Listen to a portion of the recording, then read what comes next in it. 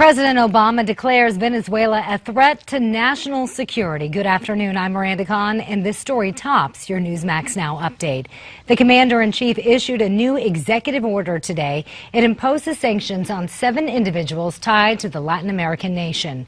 The White House accuses Venezuela of human rights violations and says the country's problems cannot be solved by criminalizing political dissent.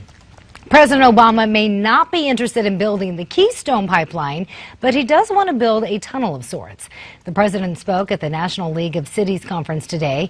Obama touted his administration's economic achievements and says he wants to build a pipeline for tech workers. This doesn't just apply to San Francisco. This doesn't just apply to Boston. It applies across the board in every part of the country. President Obama noted that America has more job openings than ever since 2001. The Obama administration plans to roll out a new training initiative for high-tech jobs.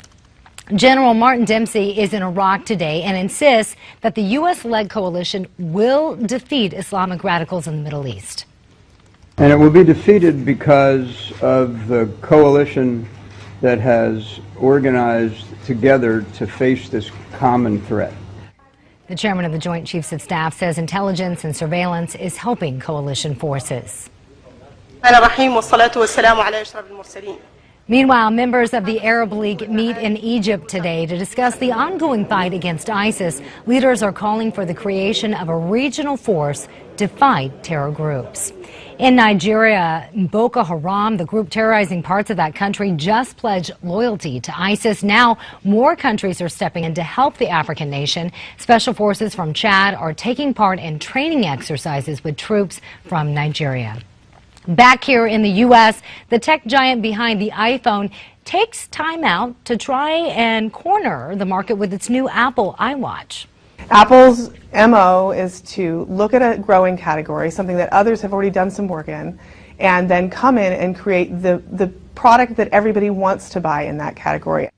CEO Tim Cook says this is the most personal device ever created by Apple. In the meantime, the company is set to replace AT&T on the Dow Jones Industrial next week. And a pair of Swiss pilots embark on a 5-month trek to circle the world in a solar-powered plane. The aircraft has now landed in Oman after its first leg in that journey. And that was your very latest Newsmax Now update. For now, let's head back to Midpoint.